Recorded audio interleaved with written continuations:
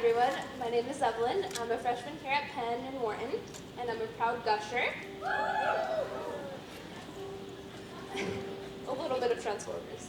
A little over a year ago, I was a different person from the one you see standing here before you. Back then, I thought that the only things that mattered were the things that I could control. I focused on making everything in my life revolve around me, my talents and my desires. Don't get me wrong, I wasn't a bad person. I was nice and hardworking too. I volunteered for different community service events. I tried to help others because I really did truly care. I thought I was satisfied with being a good person. I thought it was enough for me.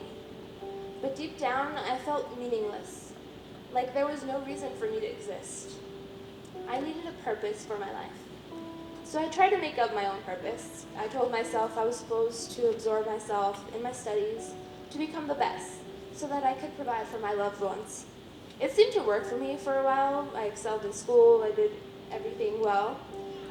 I thought I felt secure and happy.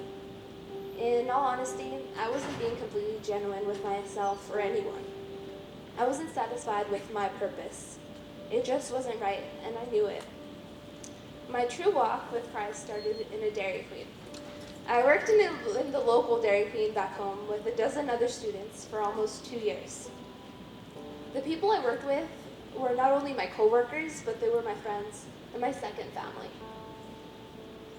I grew especially close to 3 of them who happened to attend the same church back home. I could see such happiness and joy in their lives, something that I really needed. At first, I didn't understand them. I thought they lacked ambitions and were entrusting their lives, into the hands of a God that I had difficulty believing in. God had always been something I knew about, but didn't like to think about because it raised too many questions in my life. My main problem was I thought I had to be perfect to be loved by Him. My friends asked me to go to church with them at least every other week, but I made up excuses not to go. After a while, I grew thirsty for what they had in their lives that made them content and fulfilled. I started to go to church, but at first I thought I wasn't good enough to be Christian. Then I was afraid of what others would think. But once I got over my fears, I knew it was the right thing for me to do, the way it should be. I'd finally found a place where I belonged and felt beloved. Through Jesus' grace, I was saved, no matter how imperfect I am. Through His word, I was strengthened to overcome my fears.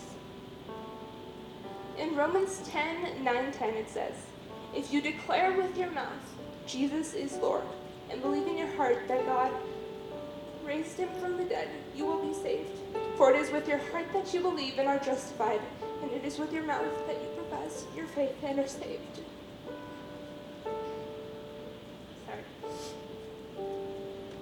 My faith didn't just happen overnight. It was a long and rewarding process. I learned to read the Bible and spent time praying. I came to know Christ through fellowship and worship in the church. I went to church regularly and made friends in Christ. I opened my heart to the Lord and learned to listen to His call. Since I've known Christ, my life has become all about God and bringing Him delight. I know I'm not perfect, but I know I have a purpose: to glorify Him in everything I do and to love others as He has loved me. My faith in God has not stopped growing from that first day that I felt thirsty for His love. I've learned to trust in His will and know that He is always right. My desire is to become a stronger missionary of the Lord's word. I want to share with others His great love and mercy because of Him, I am a person living a full life, a life in Christ.